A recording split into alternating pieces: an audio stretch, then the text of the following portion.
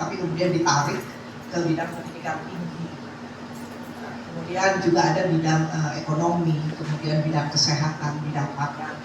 Teman-teman, bagaimana teman-teman dokter itu bercerita bagaimana akses dari undang-undang kesehatan. Ya, kondisinya semakin memanas juga ya, gitu. Mau di sini atau mau di mana?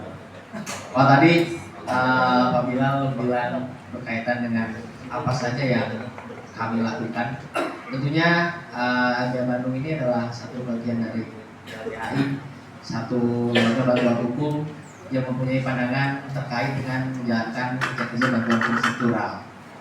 Dalam artian kami ini menjalankannya bantuan hukum bagi orang-orang miskin dan buta hukum juga, itu berkaitan dengan problem yang struktural. Problem struktural itu seperti apa?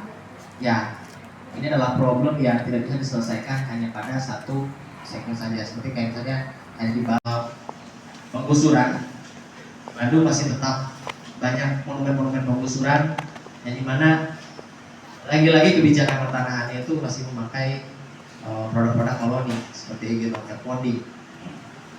Dan juga misalnya upaya-upaya aset-aset pemerintah kota terhadap tanah-tanah warga perkotaan itu jadi faktor penggusuran gitu. Periode 16 Februari 1981 sampai 1 Juli 1982 dipimpin oleh direktur dan wakil direktur. Ya. Kemudian karena perkaranya itu banyak, memerlukan biaya. Kalau bagian perhatian itu dibiayai oleh anggota-anggota perhatian dan iuran. Ya. Karena perkaranya banyak memerlukan biaya, masyarakatnya yang berjalan dan bisa kerja mampu gratis. Jadi integrasikanlah 11 Januari 1982 ya. Bulan kan ada lagu 11 Januari gitu ya. Jadi nggak ada kaitan belakangan gitu. Hanya kalau untuk menanggapi ini adalah ya kolaborasi ya antara kampus dengan kami LBH gitu, dan ya upayanya adalah buat bersinergi gitu, karena kan ya isu hukum terus terupdate. Mungkin kita juga sering mengupdate berkaitan dengan bagaimana perkembangan hukum itu sendiri, khususnya di perkembangan konstitusi. Itu aja sih. Kang, ya apa namanya, ini kan suatu forum diskusi publik ya, yang mengangkat isu-isu yang mungkin isu lokal yang sangat strategis atau yang sangat penting gitu kan, yang nyangkut dengan hukum atau aturan gitu kan, seperti yang dijelaskan tadi oleh Kasipuhan juga kan sebagai. Nah, sini kan Akang sendiri sebagai direktur daripada lembaga bantuan hukum yang notabene paham banget lah tentang aturan-aturan yang hukum. Tapi yang saya lihat selama ini justru yang itu tadi saya juga tadi tanyakan, kenapa hukum ini sekarang seolah-olah timpang gitu kan, apalagi oleh orang-orang yang marginal gitu ataupun orang bawah gitu kan. Seperti apa tanggapannya? Ya, kita melihat bahwa balik lagi ya gitu, ini arah politik hukumnya akan seperti apa gitu. Karena kan kalau kita melihat politik hukum kan tetap saja rakyat itu perlu ada posisinya, perlu diberikan posisi gitu tuh. Rakyat itu tuh ya di mana justru banyak peraturan-peraturan yang diproduksi, justru kalau misalkan itu diprotes oleh masyarakat itu adalah hal yang wajar bagi kami ya gitu. Atau mungkin tadi ya pelibatannya, atau misalnya peraturannya itu berdampak kepada masyarakat ya mereka yang terdampak juga ya mereka punya hak untuk bisa ini ya berpendapat terhadap hukum itu sendiri. Karena minta sumbangan ke Pemda Jabar dikasih, jadi cuma 1 kali saja, karena sesudah itu juga kami tetap melakukan karena ada kesalahan. Nah, sesudah itu katanya ya udah, katanya nggak usah dikasih lagi. Jadi sangat berbeda ya dengan Bang Ali Sadikin. Ada 3 konsep bantuan hukum ya. Yang saya tahu sih ada 3 konsep. Ada bantuan hukum konvensional, konstitusional, dan bantuan hukum struktural. Habibie itu sebagai wakil presiden ya. Tapi alhamdulillah dia tidak jatuh tangan gitu. Jadi ini berhasil ya. Berhasil karena orang melapor korupsi pernah dipecat gitu ya. Itu bagus kan harusnya. Itu bilangin oleh atasannya, kamu katanya ngapain lapor korupsi gitu. Itu bukan tahu. Nah, tapi alhamdulillah dapat hakim yang jujur juga. Kemudian Bu, ini kan tadi diadakan forum diskusi mungkin ya Bu, Ya. publik ya, mengenai apa aja yang dibahas dalam diskusi tadi Bu? ya diskusi tadi itu ya. Jadi menceritakan bagaimana kondisi advokasi ya, advokasi yang rakyat yang mandek ya, yang demokrasi yang merosot begitu ya. Pertama dari Direktur LBH Bandung sekarang, bagaimana kondisi saat ini yang memang tidak baik-baik saja ya. Kemudian saya bicara masa lalu ya, bagaimana advokasi di masa lalu ya, bantuan hukum struktural di LBH Bandung ya. Saya ceritakan bagaimana dulu itu sejak LBH Bandung berdiri, karena saya tuh waktu itu masih mahasiswa.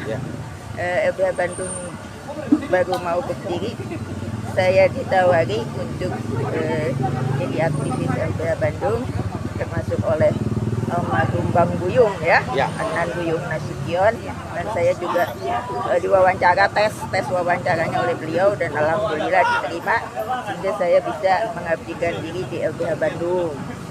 Nah, waktu itu banyak sekali kasus-kasus rakyat ya, zaman Orde Baru itu sangat represif ya.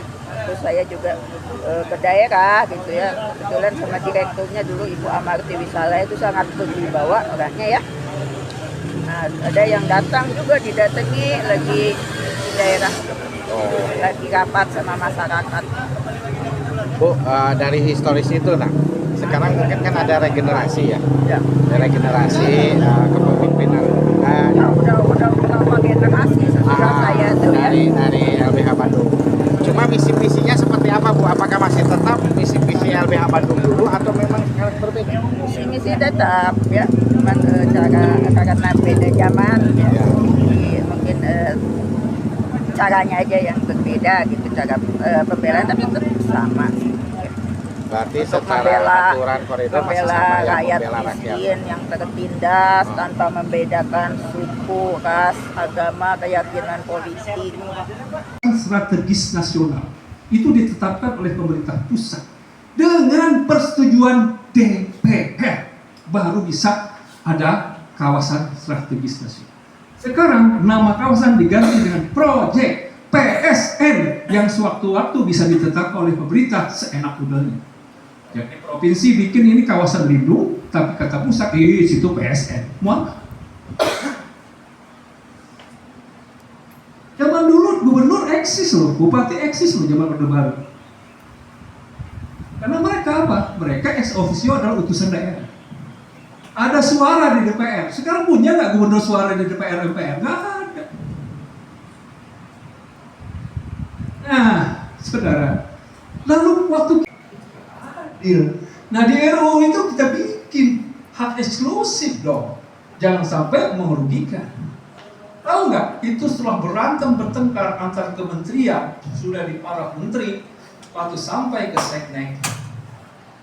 Seknek itu saya sebulan berantem sama Pak Bambang Soban, berantem menjelaskan karena dia tanya maksud pasal per pasal itu apa.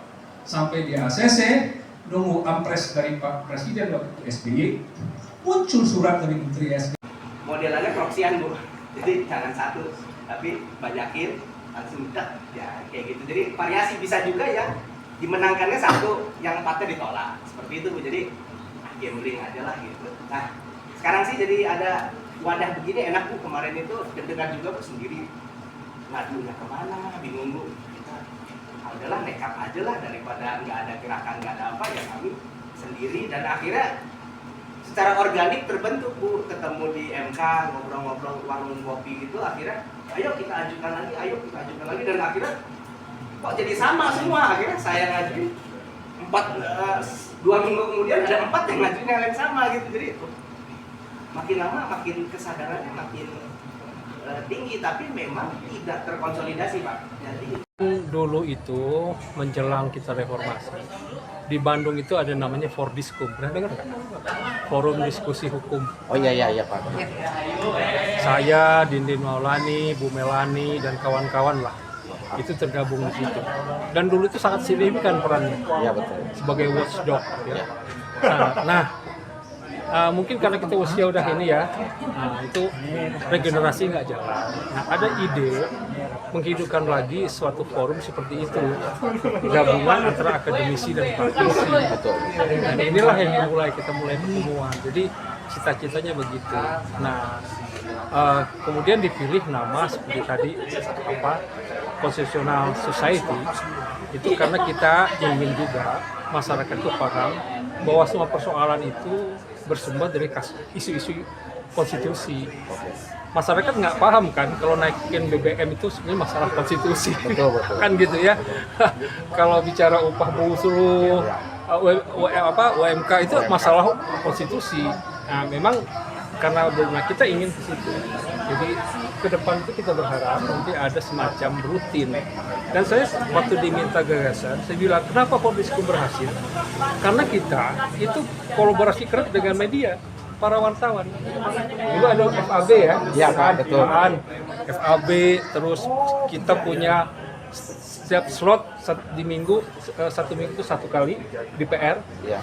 Saya juga punya slot di TV, Usai Hukum. Saya juga di Radio Mara. Iya, pernah sama. Kan ya. Nah, Saya salah satu penggemar ya.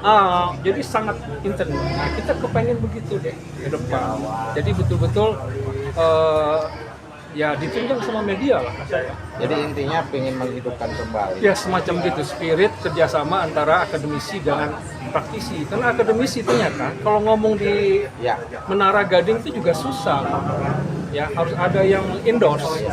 Jadi ada yang ngomong, ada yang bergerak gitu. Itu mungkin bisa berhasil. Melakukan hal-hal yang lebih strategis tadi. Kalau DPR nggak bisa dan sebagainya, bisa lewat teman-teman lawyers untuk strategic litigations misalnya. Kalau misalnya di kami juga sebenarnya ada program yang sedang kita gagas, namanya Lab Konstitusi. Kita coba bereksperimentasi sebenarnya kalau parpol bobrok, apa yang bisa kita lakukan dengan constitutional engineering? Coba kita buka misalnya, walaupun parpol misalnya nggak suka ya, gimana kalau calon independen untuk anggota parlemen? Ide-ide seperti itu sebenarnya yang kita harus bisa uji gitu ya, sehingga politik itu tidak tersentralisasi di DPR misalnya. Atau termasuk juga isu-isu yang tadi, yang bisa isu-isu publik yang bisa dikampanyekan dengan bahasa-bahasa publik gitu dan sebagainya. Saya pikir itu, saya nggak tahu apakah ada yang mau menambahkan refleksi lagi tuh panitia, karena ada Kaludi, ada Mbak Lai, tadi perempuan belum ada sebenarnya. Orang ingin, ya kalau bagi kami gitu ya, lembaga kader gitu, melakukan kaderisasi itu adalah satu keperluan untuk kepentingan untuk menjalankan organisasi. Tapi kalau kita melihat logika penguasa, kayak tadi menyambut dari logika kekuasaan, itu tidak melakukan kaderisasi. Mereka akan tetap terus mempertahankan kekuasaan tersebut gitu. Kekuasaan yang harus terus dilanjutkan. Entah itu berbeda orangnya, entah itu berbeda aktornya, tapi tetap watak dan karakternya tetap dipertahankan.